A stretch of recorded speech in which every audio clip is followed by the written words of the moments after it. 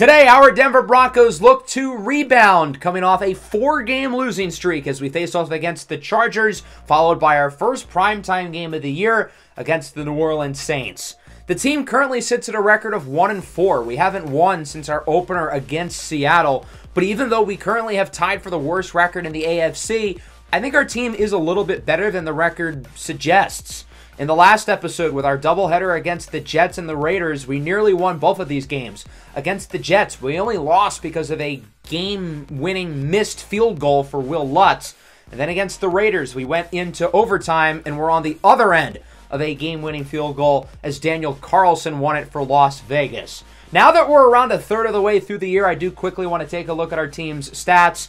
I like what I've seen from Bo Nix. It certainly hasn't been perfect. I want to see him be a little bit more efficient, but otherwise he's been quite good. Towards the top of the league in terms of passing yards, mostly because we're playing from behind and have had 2 overtime games, but still. The run game's been inconsistent. We ran the ball really well in week 1, but otherwise it's been very up and down. Through the air, Courtland Sutton leads the way. No Adam Troutman for the next few weeks, so we'll see a lot more Greg Dulcich and hopefully a lot more Lucas Kroll. He played the entire game against the Raiders with both of the tight ends hurt, and he was fantastic. The offensive line has been up and down, and they've been quite banged up. And defensively, I think this is where most of our issues lie. The run defense has not been good. The pass rush has not been good. The pass coverage has not been good. The one thing I can say is that we're forcing turnovers at a high level, but otherwise, we've really struggled on the defensive side of the ball, and we've got to pick it up. So I've been talking about potentially doing a prospect profile pretty soon, but unfortunately the draft class glitch is still in the game. I think regardless if it gets patched or not, I will have my first prospect profile in the next episode where we go over quarterbacks and possibly running backs in this year's draft class. We have 2 breakout players for this game against the Chargers. That's pretty exciting. The first one being Baron Browning, which is a big deal because I've been talking him up since the start of this series. Other than Patrick Surtain, I think he's the best long-term building block on the defense. And I'm going to go big or go home. I'm confident that he's going to be able to break the breakout challenge. I was not expecting for it to be this challenging, though, so it's not going to be easy, but we're certainly going to try our best. Lucas Kroll also has a breakout opportunity. I want to make it a little bit easier because I'm not entirely sure he's going to get 100 yards again. So we're going to go for 6 catches and 50 yards. I don't know how realistic that is, being that Greg Dulcich is back and he's going to be the starter. But I want to give Lucas Kroll a lot of snaps because, again, he was really impressive last week against the Raiders. He had showed us more in that game than Troutman or Dulcich has through the entire season so far. I think I'm ready to make my first trade at this series here, and while I don't want to mimic all of the roster moves that Denver makes in real life, I think trading away Tim Patrick would probably make the most sense for both parties.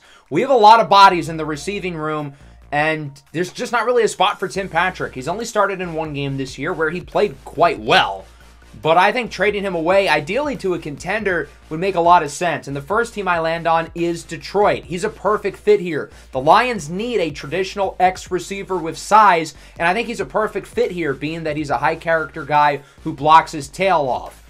Now, funny enough, I recorded this before the news that Tim Patrick is actually signing with the Lions, so it kind of works out. I originally wanted a day 3 draft pick, but going through their roster, I think Derek Barnes would actually make a lot of sense. He's a talented young linebacker who's shown a lot of flashes, but he's behind multiple other guys on this team.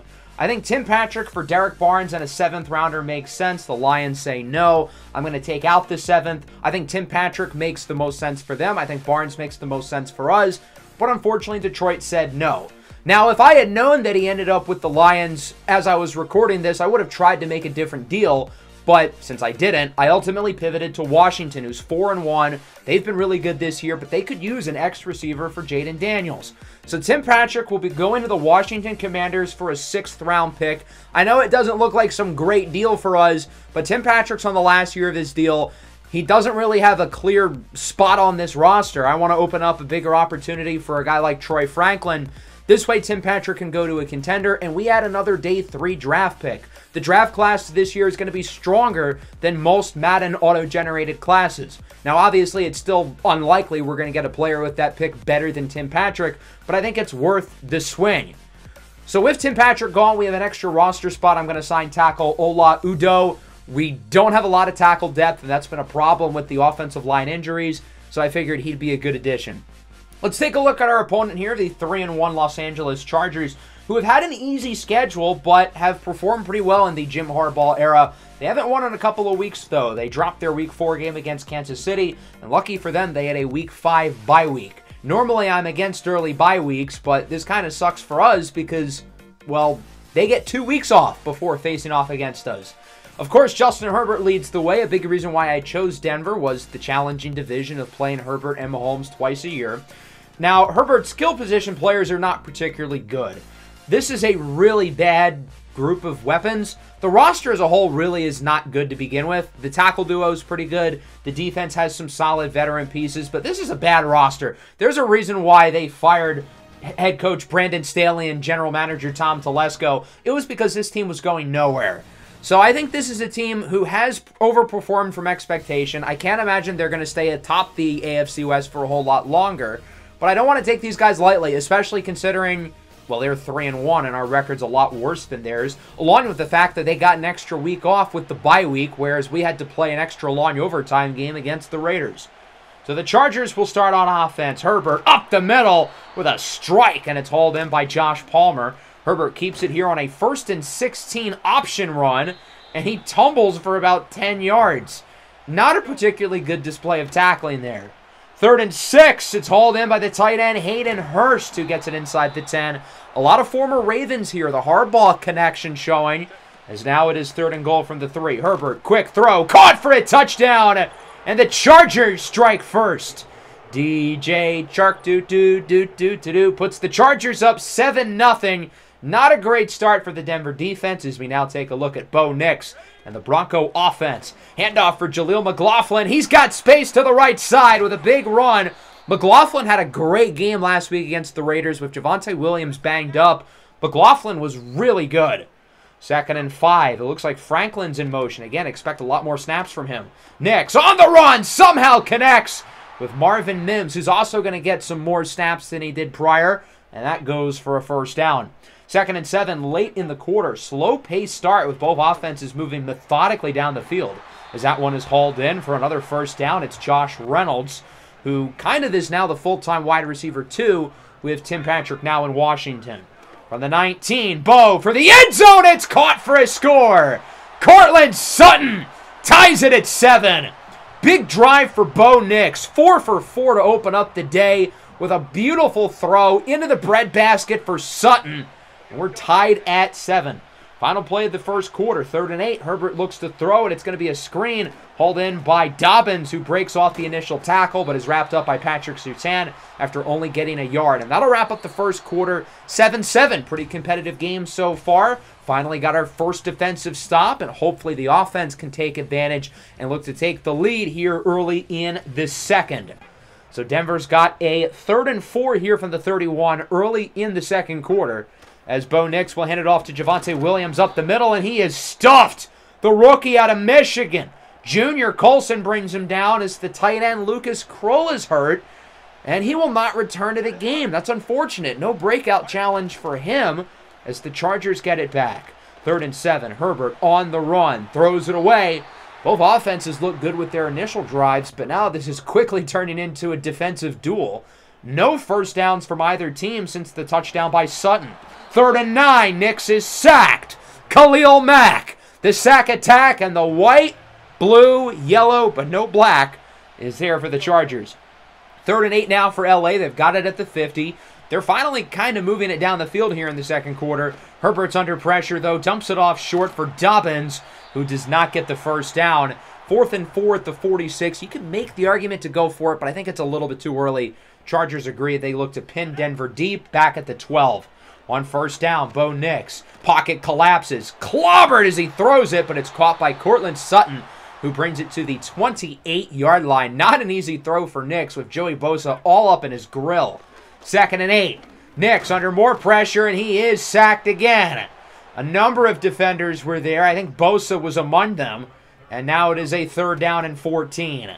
Here is Nix. Rolls to the right. Looking short for Reynolds, who just barely does not get the 1st down. He's wrapped up by Derwin James, the former All-Pro safety.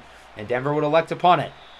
3rd and inches. Flag towards the line of scrimmage. This Denver team has been sloppy all year with the pre-snap penalties. Nick Bonito jumped, and it's an automatic first down here. With around 1:10 to go here in the first half, as it's now a third down, the Chargers are going to run the ball, try to get the Broncos to burn a timeout, but we didn't expect it. And Gus Edwards gets the first down, so the Chargers are going to call time as well, now that they actually had, a potential drive here. Following play, Hayden Hurst down the field brings it past the 45, and the Chargers call another timeout, their second. That first down run from Edwards really changes the entire complexion, really, of the first half, as the Chargers now have a golden opportunity to take the lead. Josh Palmer brings it to the 20. He's been the best receiver today. Quiet first half for Ladd McConkey. Surtain's had him in hell. 2nd and 3. Big loss of yardage for Justin Herbert. It's a loss of 13 on the sack by Lewis Cine, and it's now 3rd and 16. Herbert under more pressure. Sacked again. Nick Bonito brings him down, and Denver calls a timeout. With there being over 20 seconds left, I'm sure the Chargers would have had enough time to bring the field goal out. So I felt comfortable with calling the timeout because I figured, why not try to get the ball and potentially go for something? 53-yarder from Cameron Dicker. The kicker is right down the middle. It is now 10-7. So we really couldn't get anything going here late in the first half. It's a 4th and 5 with 5 seconds to go. I figured, might as well run a play here, and it is caught by Franklin. Tries to lateral it back, but it's a fumble, and it's picked up by the Chargers, and that'll wrap up the first half. Certainly an interesting ending there, but LA takes the lead 10-7. Both teams have touchdowns on their opening possessions, but after that, there wasn't a whole lot of offense. The Chargers got the late field goal, but that was it. Both defenses playing really well as we take a look at our halftime report around the rest of the NFL. I feel like this map is getting darker week by week, as we will start things off in Las Vegas. Two teams who have already beaten us this year, the Raiders and the Steelers, facing off. Another defensive battle so far. It's Pittsburgh who leads 10-3. The lone touchdown here from Russell Wilson to Roman Wilson. The R. Wilson connection, despite the fact that Max Crosby, the NFL's sack leader, was smothering Russell Wilson in the backfield. Solid start for Russ, and Roman Wilson, who's had a strong rookie year, really playing well so far today. 4 for 52, and obviously the score.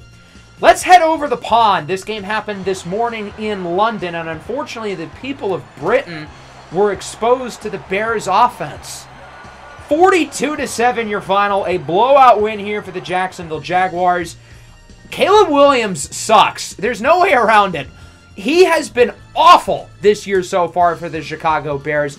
Leave it to the Bears to have this generational quarterback fall into their lap just for him to be really bad. And it's only been 6 games. There's time for him to turn it around, but he has been the worst starting quarterback in the NFL. And currently in Dallas, 2 of the heavyweights of the NFC, it's the Detroit Lions, the only undefeated team left in the NFC, who leads 14-7 with this rushing touchdown by the second-year standout running back, Jahmyr Gibbs. We'll see if the Lions are able to improve to 5-0 coming off their early Week 5 bye week, or if the Cowboys can win their 4th game of the year. As we go into the second half here, I want to see more from the offense. We looked really good on the first drive, and I feel like overall Bo Nix has had a good day. He's only thrown 2 incompletions up to this point. He's been really efficient, but we're probably going to have to throw the ball quite a bit because we're playing from behind. And then defensively, Justin Herbert as well has been efficient. Even though the Chargers aren't really scoring, it's not really his fault. To start the third, up the middle, Javonte Williams with a good run. He gets around 12. Javonte's really not been that good since his great showing in Week 1. I'm really looking for him to step up here. 3rd and 9. Nix under pressure, looking downfield. It's broken up in the secondary. Incomplete. So the Chargers get the stop. That'll lead to another Denver punt. And LA gets it back. 7.5 to go in the third. 3rd and 4. Herbert looking. He's picked off! The rookie out of Missouri, Chris Abrams-Drain, with his 2nd interception of the year. For a defense who's been quite bad and looking for bright spots, Chris Abrams-Drain has absolutely exceeded expectations. He's made good plays on the ball. I think he's been one of the few guys, along with Surtain, who's actually been pretty good in coverage. He's been legitimately one of the better players on this team this year. Nix looking downfield for Sutton, who breaks a tackle and gets it inside the 5. Big play there for Cortland Sutton, who nearly got his 2nd touchdown of the game. And Denver's now got it at around the 3. 2nd and goal. Javonte Williams tries to cut it to the outside, but he runs into the initial defender and ultimately loses 3. So it's now a 3rd and goal from the 6. Can Denver take the lead? Here is Nix with the play clock winding down, looking to throw it under pressure on the run, incomplete as he throws out at the sack.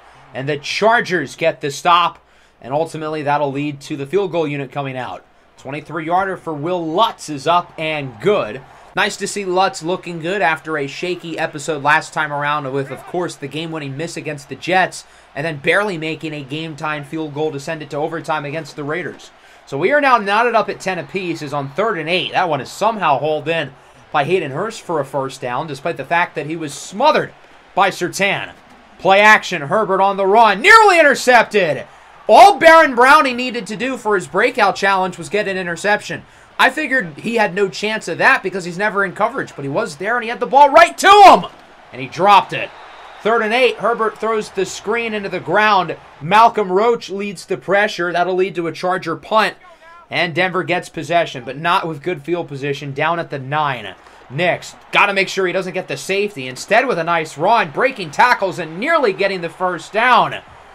This might be the real Vanilla Vic. Bo Nix has been unbelievably impressive as a runner through his first 5.5 games. 3rd and 10 now. Nix looking downfield. It is a little bit underthrown and broken up by Christian Fulton. So the Chargers get the stop, and that'll wrap up the 3rd. Again, not a lot of scoring in this quarter, excluding the first quarter. So over the last 2, these two teams have only scored a field goal each. We're knotted up at 10 going into the 4th in what has been a defensive battle so far, our lowest scoring game of the year. 2nd and 6. Here is Hurst with another first as he brings it past midfield to the 49-yard line. It's been a solid day here for the tight end, Hayden Hurst. The Broncos have really struggled this year covering tight end so far. 2nd and 5. Palmer up the middle, breaks a tackle, and he is gone! What a play after the catch by Josh Palmer for the touchdown, and the Los Angeles Chargers take the lead.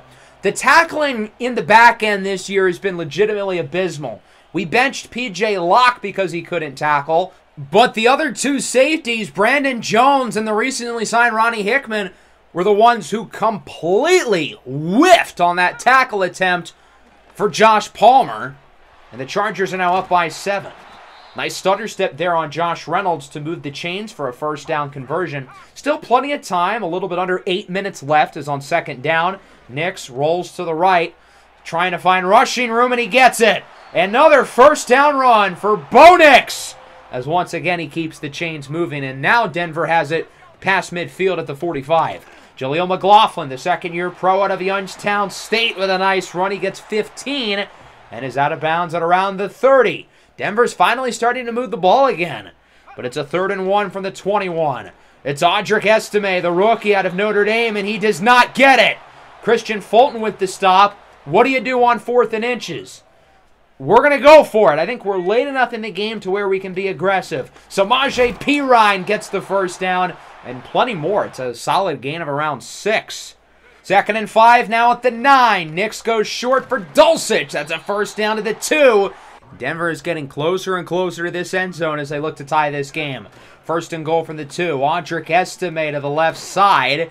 He's going backwards. It's a loss of yards, and that will now make it a 3rd and goal from the 2. It's a pitch to the outside. Audric Estime gets nothing. Might have lost some yardage to the 3, and that'll make it an interesting 4th and goal. We're going to keep the offense on the field. Again, we're this close. We might as well go for it. Nix looks to throw it. Rolls to the right, under pressure. He's got to get rid of this ball, and it's incomplete as he throws it into the ground. So the Chargers get the stop, and they're in a good spot. They're up by 7. They get possession of the ball back, but they're in safety territory. They've got to watch out for that. 2nd and 7. Here is Dobbins, smothered in the backfield for a loss of 5. Baron Browning brings him down, and now the Chargers got to be real careful as Denver's starting to use their timeouts. 3rd and 11. Edwards stopped in the end zone. 2 hands for safety. Cody Barton brings him down, and the door is wide open for the Broncos. So that safety's great for a number of reasons. It gets us 2 points, first of all, but it also saves us a timeout. We would have had to decide if we want to let it go to the 2-minute warning or burn that last timeout. Now we don't have to decide that. The kickoff did not go in the landing zone, so that's a penalty on the Chargers. And because of that, we're going to start with possession of the ball at the 40-yard line. Really good field position. Now, a field goal does nothing, though, since we're down by 5. We need a touchdown. Can Bo Nix, the rookie, lead the offense down the field to win the game? We've played in a lot of close games over the last few weeks and haven't been able to win them. Can we learn from our experience and take this one? On 2nd and 3, it's a first down for Estime after the 2-minute warning. Play action from the 50. Nix on the run, fires for a first down. Cortland Sutton brings it to the 33, and it looks like Bosa's banged up for the Chargers. 3rd and 8 with a little over a minute to go. Up the middle, Marvin Mims with a juke move inside the 20, and he is wrapped up at the 15. Denver's getting closer and closer to this end zone, but there's only 35 seconds left now. 2nd and 10. Nix looking deep, and it's dropped in the hands of the receiver, Cortland Sutton, but he can't hang on. Would not have been an easy catch, but it was in his hands. 3rd and 10 now. Short pass is caught by Reynolds, and this is where we're going to use that 3rd and final timeout with 25 seconds to go. 4th and 7 at the 12. Game on the line. Bo Nix will look to throw it. Looking for the side. Sutton's got it. Touchdown!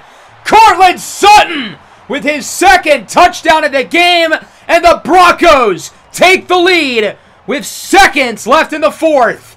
Bo Nix with a game-winning drive finished off by a 4th down touchdown for Cortland Sutton. So the Broncos are now up by 1, potentially having completed the comeback. We have fallen short over the last couple of weeks, and while this game is not over, we now take the lead and we'll go for 2, trying to make it a clean 3-point lead. Here is Bo Nix looking to run with it, and we got it. Okay, no complaints. So what I was trying to do there was have Bo Nix dive into the end zone, but instead he threw the ball. He threw the ball past the line of scrimmage, but it's not a penalty because by the time he threw it, he was already in the end zone, and the 2 points were already successful. So with that, it is 20-17. The Chargers are going to get the ball back with 17 seconds left, but they are still far from out of this game because all they need is a field goal. They've got all 3 timeouts. If they manage this well, they've absolutely got a shot. Herbert broken up on first down by Brandon Jones as our good friend Cameron Dicker warms up on the sideline. We obviously know him quite well from the Dragon series. We know he's one of the better kickers in the NFL. 2nd and 10. Herbert goes short. That's not going to get them much of anything, maybe around 3.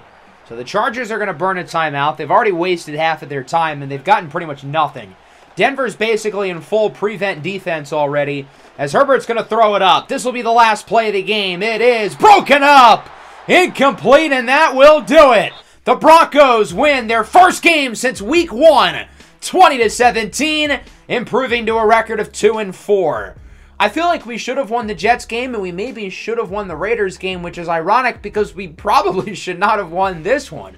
But our 4th quarter comeback and our game-winning drive from Bo Nix is ultimately what propels us to the win. This play right here for Sutton, really good throw for Nix. He trusted his number 1 receiver to make a play, and, well, Cortland Sutton did exactly that. Certainly wasn't a perfect game, but a win is a win in the NFL, especially when you're facing off against a foe from your division.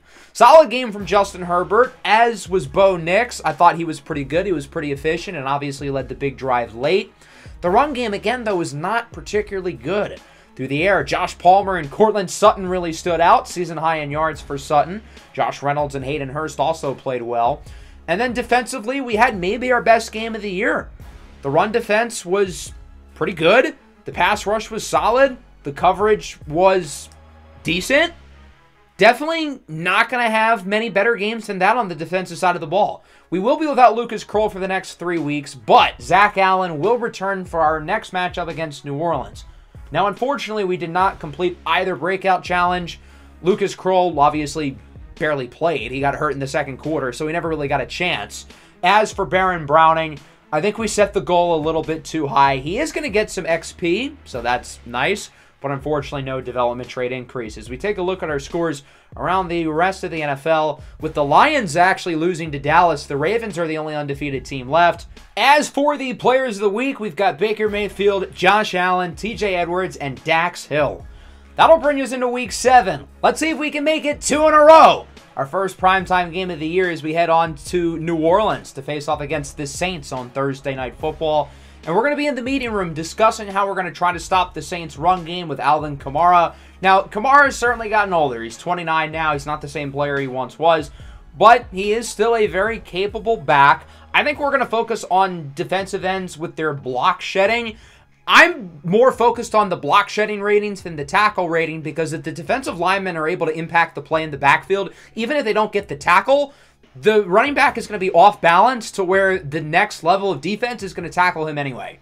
The Saints are 2-4, same record as us. They've only won one game since week 1, also like us, of course led by the veteran quarterback Derek Carr. No Rashid Shaheed, so it should mainly be the Chris Olave show, but he'll be covered by Patrick Surtain most likely the whole game. So who's New Orleans going to throw the ball to? The Saints have gotten hammered by injuries this year. The right tackle, Ryan Ramczyk, will not play today. He's obviously had an extensive list of injuries over the last couple of years.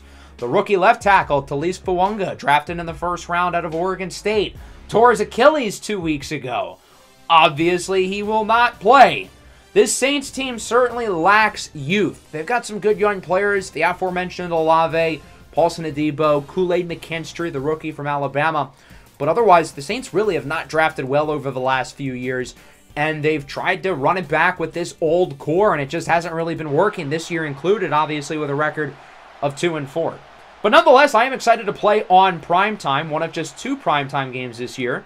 3rd and 9, Nix looks for the sidelines. It is caught by McLaughlin, but he loses a yard. Nobody was open downfield, so he had to dump it off. That leads to a punt. And New Orleans gets it for their first possession of the game. Kamara in motion from the 22. Derek Carr looking downfield. It's nearly intercepted. Riley Moss, my brother in Christ, that ball was right in your hands. But he does not come down with the grab. 2nd and 10 here for New Orleans at the 32. It looks like a screen. Alvin Kamara, one of the best pass-catching backs in the league, breaks the tackle, gets by Singleton, and is wrapped up by Brandon Jones all the way at the 38-yard line. A big gain for Alvin Kamara as he gets around 30 on the screen. From the 38 now, Kamara once again in motion as Carr connects with Chris Olave, arguably the best player on this football team, certainly one of, as he brings the Saints into the red zone. 3rd and 3 now from the 11. Kamara in motion to the left side. Short throw is caught for a first down. It's A.T. Perry, covered by Surtain, hanging on to that one to the 3. Perry, the other starter on the outside with the injury to Rashid Shaheed, as it's now 1st and goal. Play action. Carr looks to throw it, and it's caught for a touchdown. The veteran weapon, Taysom Hill, with the score. And so the New Orleans Saints strike first. They lead 7-0. A number of former Saints on this Bronco roster as Bo Nix looks to scramble with it here on 2nd and 10. He will run with it and gets the first down, sliding to the 37. Again, Bo Nix has been one of the best rushing quarterbacks in the NFL. I tried to tell you guys in the first episode, he can move a little bit. 2nd and 10, here's Nix under pressure, looking up the middle. And that is caught at around the 50 by Marvin Mims for another first down. 3rd and 4 now from the 43. Play clock winding down. 2.5 to go in the quarter. Up the middle, Josh Reynolds now with the first down. And Denver's moving it slowly but surely and efficiently down the field as they try to tie this game up. From the 34, play action for McLaughlin. Going to stick with the pass. Bo Nix rolls right under pressure. Has an open man. It's once again Josh Reynolds who brings it to the 13-yard line. And Denver is now in the red zone, close to tying this game. 2nd and 5 from the 8. Nix again looks to throw it under pressure. He is sacked. Brian Brzee, the former first-round draft pick out of Clemson, brings him down. Quinn Miners is the one who allows the sack there, and it's 3rd and 14. Nix up the middle, first down. Marvin Mims to the 1. What a throw by Bo. Threading the needle with 3 defenders in the area, but he places it perfectly for Marvin Mims. And that'll wrap up the first quarter. Saints lead at 7-0, but the Broncos are right there at the 1-yard line with a really strong first quarter from Bo Nix in position to tie this game. 1st and goal, Javonte Williams leaps into the end zone for a touchdown, and as expected, this game is tied at 7. Good score there by Javonte Williams to tie this one up. And Denver puts themselves right back in the game. Good blocking up front. Plenty of room for Williams to get space. And so we are now knotted up. Will Lutz, one of the many former Saints on this roster, kicks it off. Why is Kool-Aid McKinstry the kick returner? Somebody explain that to me. But McKinstry's got room to the right side. Down the field, past the 50, wrapped up all the way at the 37 by Lewis Seen. I get that their regular kick returner, Rashid Shaheed, is hurt, but that seems like an odd choice. But I guess you can't really argue with results. 2nd and 10 from the 21. Carr looks deep. He's intercepted. Brandon Jones picks it off, and the Broncos get possession of the football right back. The one thing this defense has been able to do at a high level, force turnovers. Another interception. It's now Jones as the guys photo op in celebration. That was a bad read by Derek Carr. Brandon Jones had Kamara completely smothered. Kamara had no theoretical space to potentially come down with a reception, and it doesn't help that Carr underthrew him as well. Now Denver's starting at the 3, so again, got to watch out for potential safety. But Javonte Williams has other plans. A gain of 18 yards for Javonte, not known for his home run hitting ability, but a really impressive run there. And now Denver can actually try to drive. Nix downfield, has an open man, it's Mims. Breaks the tackle, cuts upfield, and brings it all the way to the 39. An impressive play after the catch by Marvin Mims. That's why this team is so high on him, because of his ability with the ball in his hands, showing it there. And a good job there by Nix under pressure, throwing on the run. Bo Nix has been so impressive as an improviser this year, as he's looking deep downfield with a strike to the 5 for Troy Franklin. Another ridiculously impressive throw, sending the ball in coverage, but he sends it perfectly for Franklin. 3rd and goal at the 6, short throw from McLaughlin, jukes away from the defender, and he is in for a touchdown.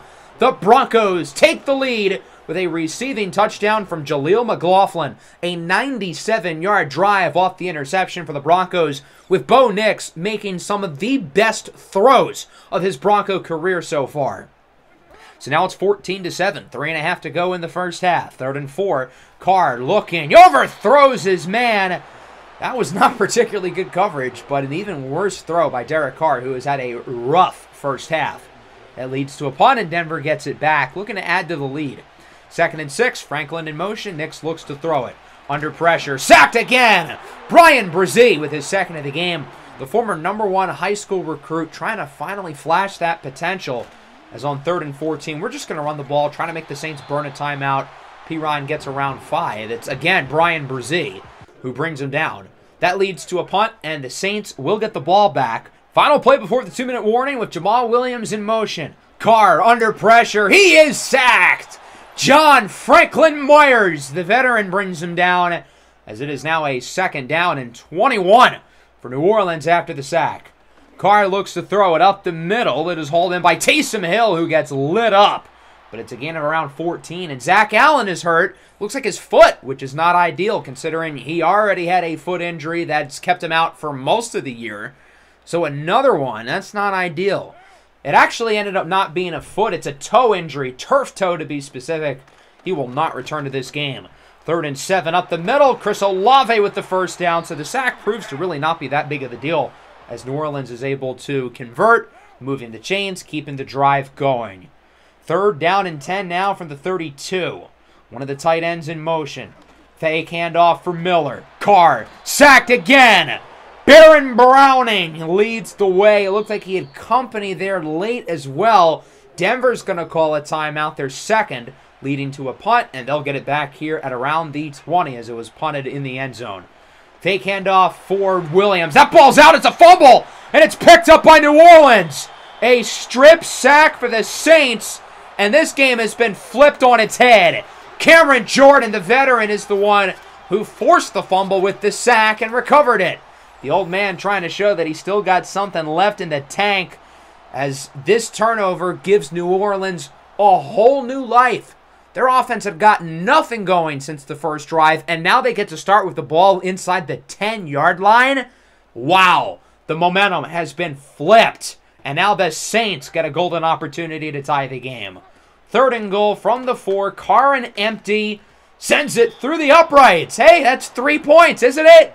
So Denver gets the stop. Defense likely holds them to a field goal here as Blake Grupe will attempt the chip shot from 21. So that could have gone a lot worse. With the Saints starting inside the 10, we'll take it. And with that, it is a 4-point game. Bo Nix has done a good job avoiding turnovers, but certainly not there. But with 50 seconds left, we will have time to try to drive down the field again. Short throw here for Javonte Williams on 3rd down, and he gets obliterated by Demario Davis. So the Saints get the stop, they call the timeout, and now they'll get the ball late in the first half with a chance to take the lead. Let's see if the Saints offense can move with some urgency. Carr sacked again. John Franklin Myers with his 2nd of the game. And the Saints now down to 30 seconds left. 3rd and 13. They would call the timeout because they do want to try to move down the field. But they just barely do not get the first down as Perry is wrapped up by Riley Moss. And we decided to call the timeout figuring maybe we'll get something with 20 seconds. But that did not end up being the case. 14-10 going into halftime. No halftime report this week since this is the Thursday night game. There's no other games to talk about. So with that, we're going to move forward into the second half. Here is the Week 7 slate. But as we go here into the third quarter, I feel like our team's playing pretty well. The offense has been solid. Another really good half from Bo Nix. He's been accurate, and he has been looking downfield. Passer rating of 100 in the short, medium, and deep game, and he's not looking short often. He has been looking down the field and has consistently made big throws. We're also running the ball well. One of our best rushing performances since the first week of the year, and I really want to make sure that keeps up. In the second half defensively, I feel like we've been good on this side of the ball as well.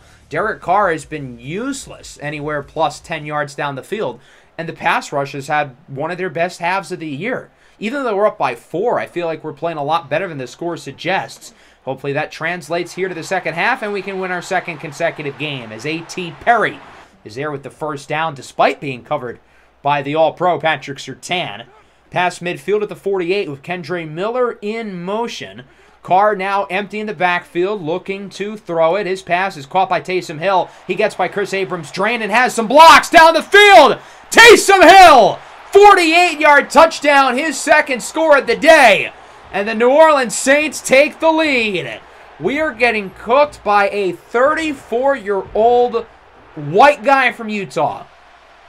Not ideal. So now we are down by 3. Denver back with it. Nix under pressure. That will be a gain of only around 3. Brian Brzee has been unbelievable in this game. He has been all over Bo Nix. That leads to a punt. New Orleans with it. Great start to the third quarter here for the Saints. And look at this! Nobody covering Taysom Hill. He gets it all the way to the 30. Taysom Hill has been legitimately one of the best players on the field today. Our defense has had no answers for him. Wide open now, it's Perry. That goes for a touchdown, and the Saints add to their lead. So Perry was in motion, and the defender who was following him in man coverage, I think it was Brandon Joseph, as you'll notice, runs into one of our defenders as he's trying to follow Perry. And because of that, Carr's able to perfectly time the snap to where Perry's not going to be covered. And the Saints all of a sudden are up by 10. 2 minutes ago, I was talking about how good our first half went, and now we're down by multiple scores. Things change fast in the NFL. Good run, though, by Javonte Williams. He brings it close to midfield. Got to continue to try to get the run game going, even though we're now all of a sudden down by 10. Following play, short throw, caught Sutton. Nice move, another nice move. Courtland Sutton's not necessarily known for his dynamic ability after the catch, but that was a really nice play. Denver marching now to the red zone. 3rd and 5 from the 13. Up the middle. It's Josh Reynolds with a first as he gets it to around the 3. This was a much-needed drive here from the Broncos, responding after the big start to the quarter for New Orleans. But now we've got to punch this sucker in. Javonte Williams is thrown down, but he's already in the end zone. And that'll go for a Bronco touchdown. Javonte with his 2nd score of the night, showing off the dance moves.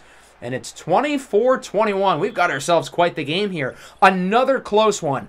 Denver Broncos play a normal game of football challenge. Impossible. We'll see if we can come back down by 3 after a not-so-good third quarter where we got torched by a 34-year-old tight end QB hybrid. So New Orleans starting with the ball. Carr sacked with a number of defenders in the backfield. Lewis Cine and Baron Browning among them, leading to the loss of yardage. 3rd and 12. Carr all alone here in the backfield as he looks to throw it under more pressure. This pass rush has actually been quite good today. I'm impressed. Malcolm Roach with the hit in the backfield. And Denver gets it back, only down by 3. 3rd and 2. Nix looks short, throws it at Cortland Sutton's feet.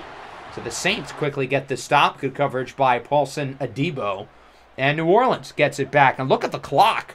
There's only 4 minutes left. This fourth quarter has flown by. Carr up the middle. Taysom Hill again with another first down. Why can't we cover this guy? 2nd and 5 for New Orleans. The Saints now officially in chew clock mode. Carr looks to throw it. Down the field, he's got Olave. Past the 50, wrapped up by Alex Singleton. And we've got to start thinking about using our timeouts soon. I mean, this clock is moving fast. Only 2.5 to go now. From the 47. Carr letting as much time go off as possible. He'll snap it as the clock hits 2.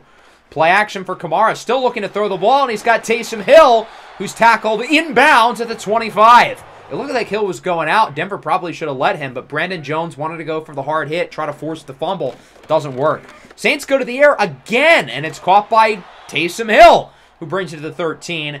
As it looks like Malcolm Roach is hurt. That sucks for him, but the clock stops, and we don't have to use a timeout.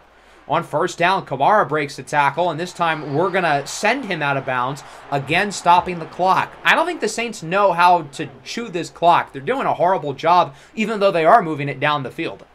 We still haven't gotten to the 2-minute warning yet, as on 2nd down. Carr is intercepted! Alex Singleton lurks him into the pass, and Denver gets the ball back, only down by 3.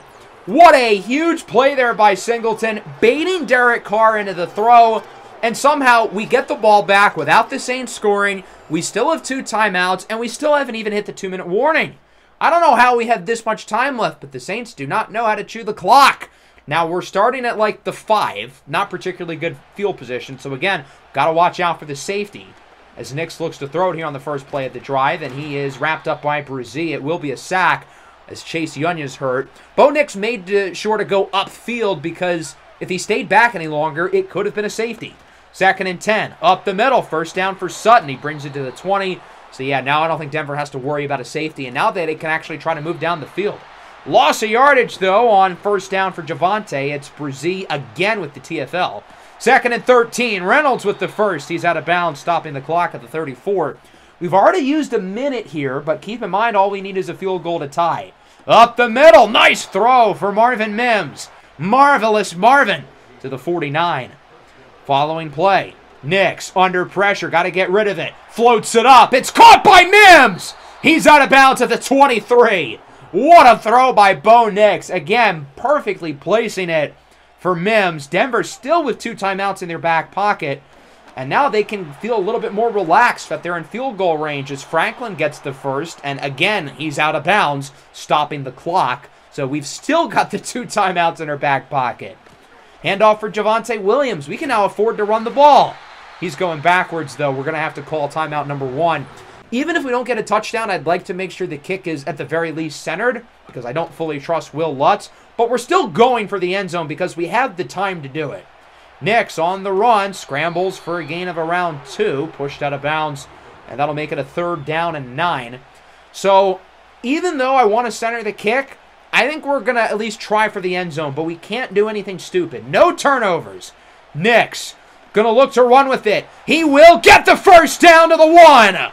What a run by Bo Nix, and it's not going to count. Holding on Greg Dulcich. That's going to move us back to the 21. It's a 3rd and 19. This is a lot tougher of the conversion, so because of that, we're just going to run the ball and center the kick. Javonte gets around 3, and we are going to let the clock go all the way to the 2-second mark and then send the field goal team out. Will Lutz has been pretty efficient this year. He's 10 for 12 on field goals, but when the lights have been bright, he missed the game winner against the Jets. He barely made the game tire against the Raiders. Now, luckily, this kick is centered and he is in a dome, but the Saints would still ice him. 35-yarder to tie it.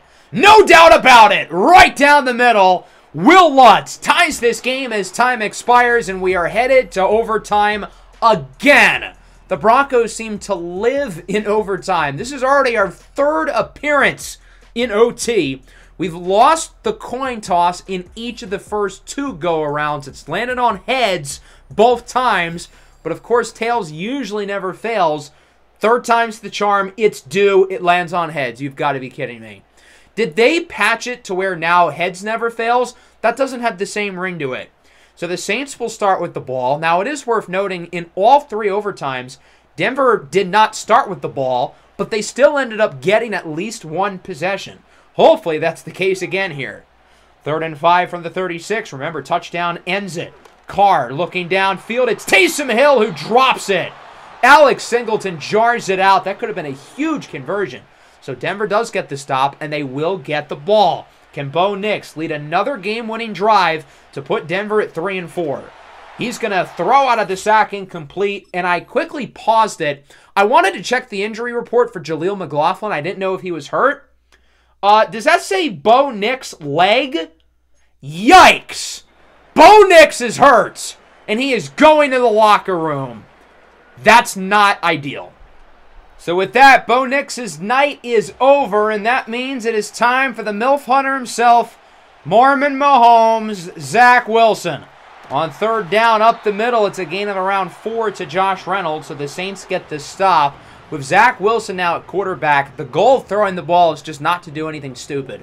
Obviously, we do not have the same trust in him that we do with Bo Nix. It's a quadriceps strain, and hopefully it's not something that'll be an issue in future weeks. Since this is a Thursday night game, that is good that he's going to have the extra days of rest, and we'll talk about the long-term implications after the game. So nonetheless, the Saints are going to get it back. 2.5 minutes to go from the 42. Carr up the middle. He's got Alvin Kamara for a 1st down, wrapped up close to midfield. The Saints are not that far away from field goal range, maybe about 15 yards, give or take. 3rd and 9 from the 49. Carr downfield, wide open. Taysom Hill again to the 3. Taysom Hill might have just ended this game. The Saints are in field goal range, and they're going to go for the kick right away.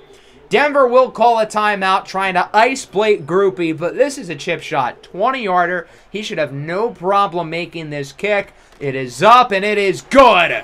The New Orleans Saints win it. 27-24. I don't think that overtime could have gone any worse. Not only do we lose, but our hopeful franchise quarterback gets hurt.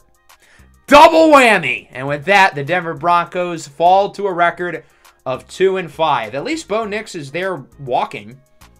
That's a little bit odd. Hopefully that's a good sign that he'll be good to go, presumably, for next week. Maybe. But, yeah, there was some good and there was some bad. I think the biggest issue I had in this game was that Taysom Hill had 200 yards. We have struggled to cover tight ends this year, but this was an entirely different beast. I'd kind of get it if it was Travis Kelce or Sam Laporta or somebody like that. But it's Taysom Hill! For Christ's sakes, guys! Now, let's talk about the things I did like. I thought Bo Nix was really good before he got hurt. This had to have been his highest yards per attempt this year. He was consistently looking downfield, and he was arguably more efficient today than he's been in other games. I thought we ran the ball pretty well. The receivers I thought were really good. The pass rush was excellent, and the coverage was good in the first half. Not so much late. But again, I think the best game of Bo Nix's career, he was really good. Derek Carr was also solid. He threw for a lot of yards, but I think that's partly because he threw the ball so much. Javonte only averaged 3.5 yards per carry. I feel like he was better than that average suggested. And then we get to this guy. I would understand allowing 10 catches for 200 yards and 2 touchdowns to T. Hill if it was Tyreek Hill, but not Taysom Hill. Jesus Christ. A.T. Perry was also really good, while Olave took a visit to Patrick Surtain Island. Marvin Mims, our first 100-yard receiver this year, with good games from Sutton, and a career day for Troy Franklin. Rough one for the interior offensive line. Brian Brzee legitimately looked like Aaron Donald out there. 4 TFLs and 3 sacks. He had Quinn Miners in hell. But John Franklin Myers had 2.5 sacks of his own with the interceptions for Jones and Singleton.